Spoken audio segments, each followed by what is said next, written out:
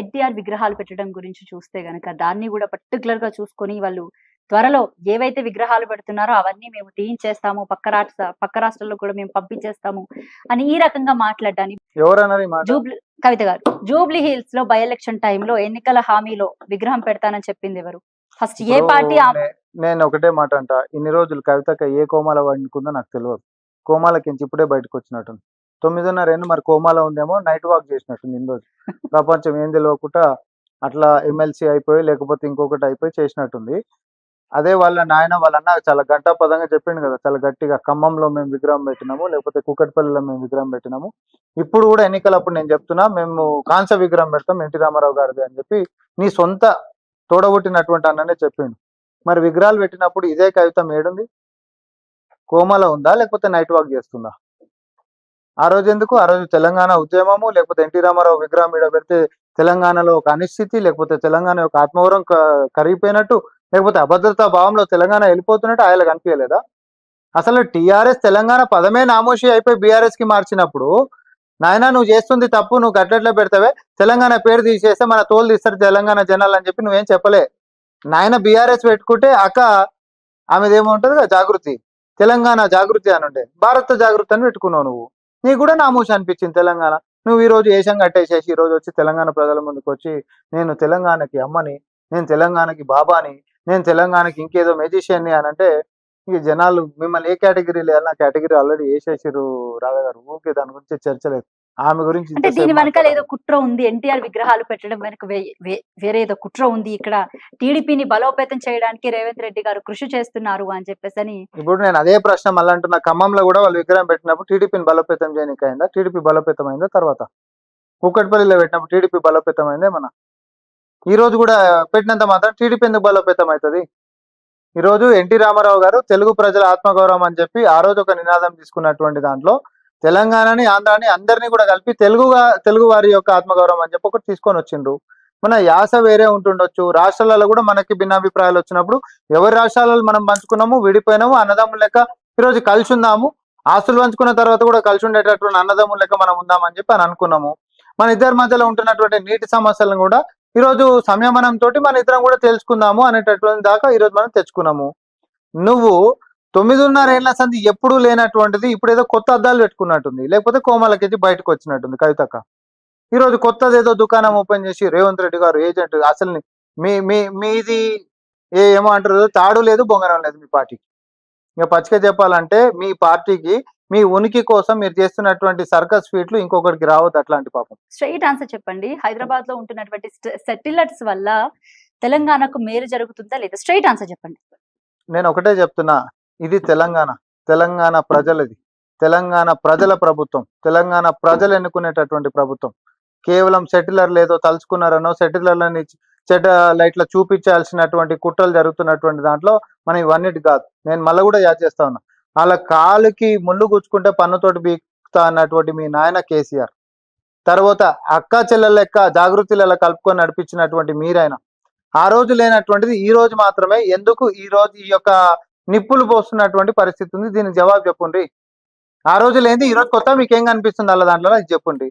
మేమైతే అందరినీ ప్రజల లెక్కనే చూస్తున్నాం. మాది తెలంగాణనే, మనం తెలంగాణలోనే ఉంటున్నాము, తెలంగాణ ఆత్మగౌరవమే మా ఆత్మగౌరవం అని నమ్ముతున్నటువంటి వాళ్ళు మొత్తం తెలంగాణ వాళ్ళే. తెలంగాణలో ఉండి తెలంగాణకి వెన్నుపోటు పొడిచి తెలంగాణ యొక్క వనరులను కొలగొట్టినటువంటి తెలంగాణ ద్రోహుల్ని కుటుంబం, ఆ కుటుంబాలకి ఈ కుటుంబానికి చాలా తేడా ఉందంటున్నా నేను.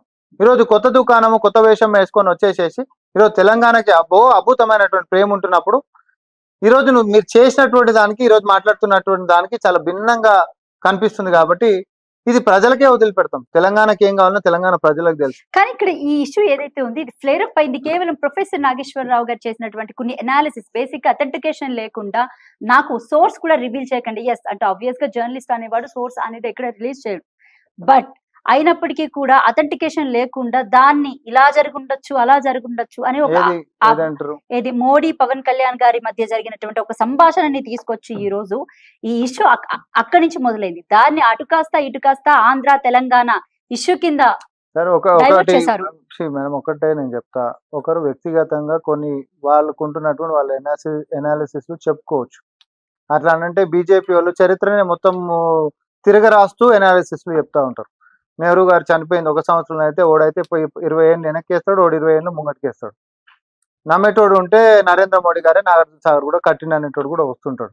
ఎవరు వ్యక్తిగతంగా వాళ్ళు వస్తున్నటువంటి అనాలిసిస్ లో నిజం ఎంతనో నిజాయితీ ఎంతనో అనేటటువంటిది ప్రజలు న్యాయ నిర్ణేతలు. దాని మీద ఒకవేళ రాజకీయ రగడనే గిట్ట అవుతుంది అని అంటే అది రాష్ట్రాలకు ఆపాదించాల్సినటువంటి అవసరం ఏముంది? ఒక వ్యక్తులు చేసుకున్నటువంటి దాంట్లో రాష్ట్రాలకు ఆపాదించాల్సినటువంటి అవసరం ఏముంది? మీ పని మీది, మా పని మాది. మీ ప్రభుత్వం పని మీరు చేసుకుంటారు, మా ప్రభుత్వం పని మేము చేసుకుంటాం.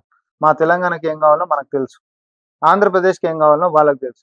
వాళ్ళు అక్కడ ఉండేటటువంటి నేతలందరూ ఈడు ఉంటున్నటువంటిది కూడా ఉంది. లేకపోతే ఇక్కడ ఉంటున్నటువంటి వాళ్ళ కీడు కోరుకునేటటువంటి వాళ్ళు కూడా ఎక్కడ కూడా మనకు లేము. మనం ఎన్నికలలో మన జూబ్లీహిల్స్ ఎన్నికలప్పుడు మీ అన్న కేటీఆర్ కూడా అదే మాట ఇచ్చిండు, కాంస విగ్రహం నేను పెట్టిస్తా అని చెప్పి అని అన్నాడు. అప్పుడు మనం కూడా ఒక మాట ఇచ్చినాము, ఎన్టీఆర్ గారి విగ్రహ ప్రతిష్టాపన మనం చేపిస్తామని. ఆ మాట మీదకి మేము నిలబడ్డాం. మేము ఏదైనా మాట ఇస్తే నిలబడతాం కాబట్టి, నిలబడే అలవాటు ఉంది కాబట్టి మనం చేస్తున్నాం. ఈరోజు ఏదో కొంతమంది వేరే దుకాణాలు ఏం లెక్క కొత్త దుకాణం పెట్టుకొని జస్ట్ వాళ్ళ సర్వైవల్ కోసము పాపం కవిత గారు ఉబలాట పడుతుంది కదా, పాపం ఏదో చేద్దాం అనుకుంటున్నా అవి పేల్తలేవు. వెరీ అన్ఫార్చునేట్ గా. ఈ అదే ప్రాంతాల విద్వేషాన్ని రెచ్చగొట్టడం ఏ రకంగా చూస్తారు మీరు? అవుట్డేటెడ్ అంట, ఇట్స్ అవుట్డేటెడ్. ఇప్పుడు కొత్తగా ఏదైనా చేయాలనేటటువంటి కుట్రలకి వాళ్ళు పూనుకున్నా కూడా they will be exposed soon. అట్లాంటిది ఏమన్నా మీ యొక్క ట్రూ ఫేసెస్, మీ మాస్కులు అనేటటువంటి ప్రజలే తీసేస్తారు. ఆల్రెడీ మీ ఒరిజినల్ ఫేస్ అందరూ చూసిన వాళ్ళే కదా. ఈ ఇష్యూ ఇంకా రేపు పొద్దున పెద్దగా అవుతే ఏంటి పరిస్థితి మరి చెప్పండి? ఏముంటది పెద్దగా ఎందుకు అవుతుంది? తెలంగాణ మళ్ళీ 100 సార్లు చెప్తున్నా నేను. అంటే బేసిక్ గా రాజకీయ నాయకుడు అనేవాడు ఒక విమర్శ చేస్తే ఇటు ఇప్పుడు తెలంగాణ నేను వాళ్ళు కూడా మీరు ఒకటి గమనించండి, కవిత గారిని, కేటీఆర్ గారిని, కేసీఆర్ గారిని, ఆ కుటుంబాన్ని, హరీష్ రావు గారిని సపరేట్ గా చూడొద్దు. వాళ్ళ ఆలోచన విధానాలు ఆసి పంచాయతీలు వచ్చి బయటకు వచ్చిందేమో తప్ప వాళ్ళ ఆలోచన విధానాలంతా ఒకటే ఉంటుంది. అదే పార్టీలో పనిచేస్తున్నటువంటిది గతంలో విప్పు చేసినటువంటి బాల్క సుమన్ వ్యాఖ్యలు కూడా మనం చూసినాం. రైలు పట్టాలు కోసేసైనా సరే, లేకపోతే ఆఫీసు దలగబెట్టైనా సరే, లేకపోతే పైసలు ఎట్లా వస్తాయి, ఎట్లా వసూలు చేసుకోవాలనే వసూలుగిరి మాటల్లో దాకా కూడా రాష్ట్రాన్ని విచ్ఛిన్నం చేస్తూ, ప్రభుత్వ ఆస్తులను ధ్వంసం చేస్తూ, ప్రజల్లో అనిశ్చితిని ఎట్లా రగల్చాలి, ఎట్లా బెదిరించాలి. ఎందుకనంటే ఈరోజు రైతుల గురించి కొట్లాడదామనంటే వాళ్ళకు సంక్షేమాలు అన్నందుతున్నాయి కాబట్టి ఏ రైతులు కూడా రోడ్ ఎక్కుతలేరు కాబట్టి ఆ రైతుల ముసుగులో మనమే పోయి ఏవైనా ధర్నాలు దీక్షలు కాదు ఏకంగా విధ్వంసాలే రగిల్చాలనేటటువంటిది మనం అందరం చూసినాం, ఈ ప్రపంచం చూసింది. సేమ్ భావజాలం ఈరోజు కవిత గారికి కూడా ఉండొచ్చు.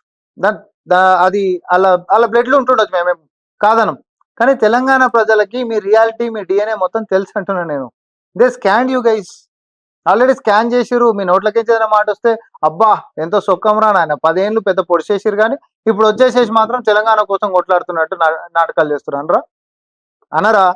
ఇప్పుడు మీ అంతరాత్మలు ఏముందో ఉందా లేదా?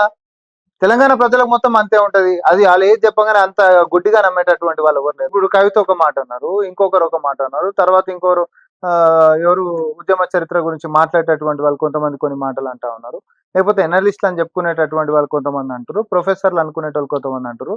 ఈ రోజు నేను ఈ తెలంగాణ యువతరానికి ప్రజలకు అడుగుతున్నటువంటి సూటి ప్రశ్న, ఈరోజు తెలంగాణకి ఏం కావాలి?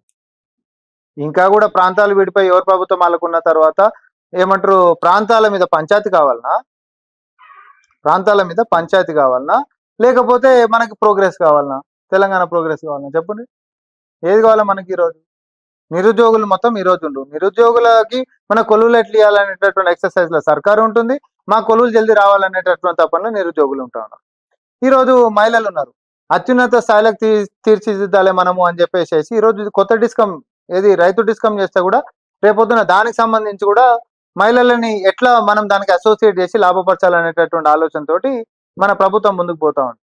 ఏ అంశాలలో కూడా ఈరోజు మనకి ప్రగతి గురించి మాట్లాడేటటువంటి వాళ్ళు, విజ్ఞానం గురించి మాట్లాడేటటువంటి వాళ్ళు, భవిష్యత్తు గురించి మాట్లాడేటటువంటి వాళ్ళు, పర్యావరణం గురించి మాట్లాడేటటువంటి వాళ్ళు, లేకపోతే శాంతి అహింస గురించి మాట్లాడేటటువంటి వాళ్ళు, లేకపోతే చరిత్రను గుర్తు చేసుకుంటూ చరిత్రలో నేర్చుకున్నటువంటి లెసన్స్ తోటి అవి రిపీట్ కాకుండా భవిష్యత్తు నిర్మాణం సాఫీగా ముందుకు ఎట్లా పోవాలనేటటువంటి దాని మీద చిత్తశుద్ధితో ముందుకు పోవాల్సినటువంటి బాధ్యత మన మీద ఉంది, అవునా కాదా?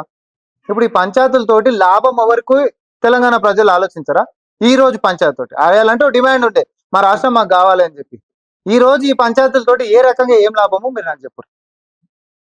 జస్ట్ ఏంటిది అంటే ఎవరు మీటింగ్ పెట్టుకుంటారు, పలానా ఆయన వచ్చి మీటింగ్ పెట్టుకుంటుండ్రు కాబట్టి ఇక మనము వాళ్ళు వచ్చి మనం నచ్చేస్తారు అని అంటే బలహీనత మీ బుర్రలో ఉంది. మాకు లేదు. తెలంగాణ ప్రజలని రిప్రజెంట్ చేస్తున్నటువంటి మేము మళ్ళా చెప్తా ఉన్నాం, దమ్ము ధైర్యం మాకుంది. అనిశ్చితి రగిల్చేటటువంటి వాళ్ళ భర్తం పట్టుడు మాకు తెలుసు.